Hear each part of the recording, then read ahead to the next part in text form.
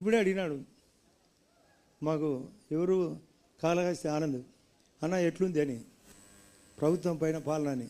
నేను గజ్జల మల్లారెడ్డి గారు ఇప్పుడు 83 అధికార పార్టీ ఎన్టీ రామారావు గారు ఉన్నప్పుడు ఎట్లుంది అంటే ఆయన చెప్పినాడు బాగా కమ్మగా ఉందని.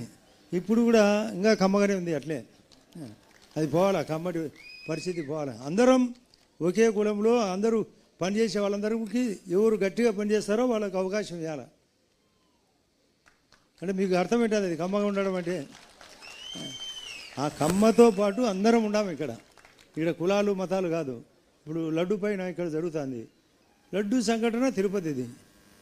ఇప్పటికి కూడా లడ్డు సంఘటన పైన వాళ్ళు పైచేయినారు అంటే తప్పు చేసి కూడా పైచేయి.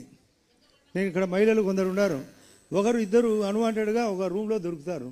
దొరికినా కూడా మేము సీతమ్మ ప్రతివత అంటే మేము వాళ్ళు చెప్పినది వినాలనా చెప్పాలా?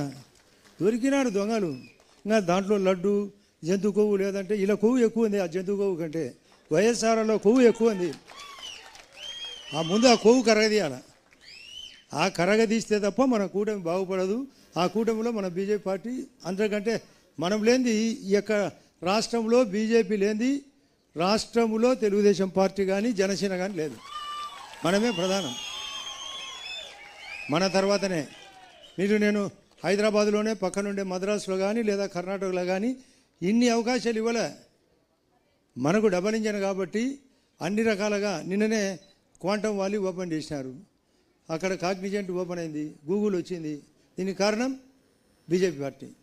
బీజేపీ పార్టీ బలపడాలంటే, కార్యకర్తలు బలపడాలంటే మనకు లోకల్ బాడీతో పాటు రేపు రాబోయే ఎలక్షన్లో కూడా ఉండాలి. మాధవ్ గారు చక్కగా అన్ని సారథ్యాలు చేస్తున్నాడు. సార్ నేను చెప్తున్నా మాధవ్ గారు, మీరు మరింత గట్టిగా కొట్లాడి మన తరపున ప్రతి దాంట్లో అవకాశం మన వాళ్ళకి ఇప్పించి ఏర్పాటు చేయాలా. నీకు అత్యంత ప్రాముఖ్యత ఇచ్చేది వాస్తవం, మనకు అవకాశం ఉంది. ఇంకా నేను గంట చెప్పినా అయితే ఇంకా నేను మిగతా వాళ్ళు ఉన్నారు.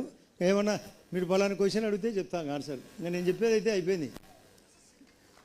అందరికీ నమస్కారం.